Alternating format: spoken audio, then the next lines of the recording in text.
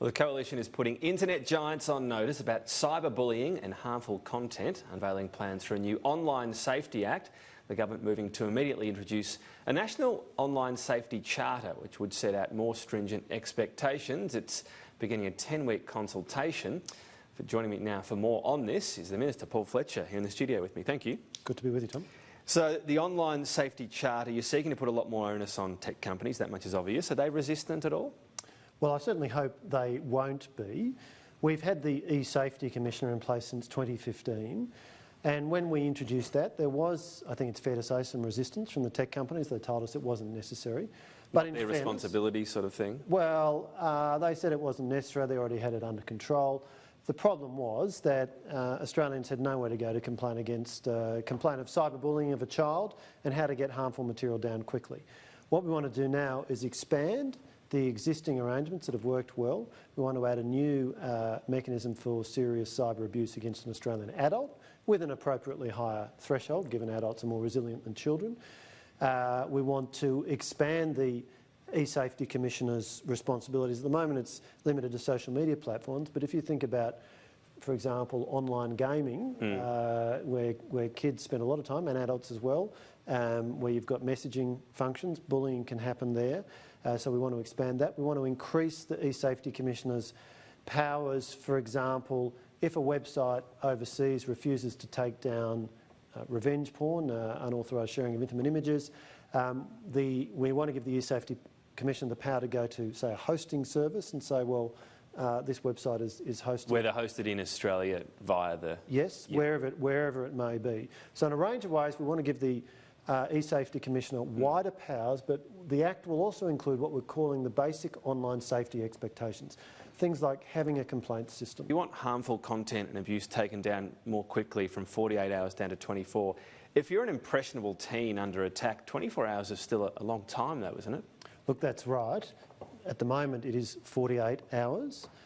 So we're bringing that time down. That's the same time that is now specified in some European laws. And we're obviously seeking views to the consultation paper on whether 24 hours is an appropriate time. But I take your point. If you are the subject of some of the awful abuse that can happen online, if videos or statements about you being circulated amongst all the kids you know at school, or you know they're available on the web, that is very distressing. One of the things you mentioned today in your speech was that, you know, you're used to more civil discourse in the town square, if you like, and it doesn't seem to happen on the internet. Is it the biggest difference the anonymity you can have online, and could you look at that in any way? I think what we're seeing is, over the life of the internet, it's now been going for nearly 30 years, and for most of that time now a mass market consumer phenomenon, governments are becoming more assertive in expressing on behalf of the communities they're responsible for, here are our expectations, and so there's more clarity about what sort of conduct is acceptable and is not, more responsibility required from the platforms, more cooperation, more legal obligations.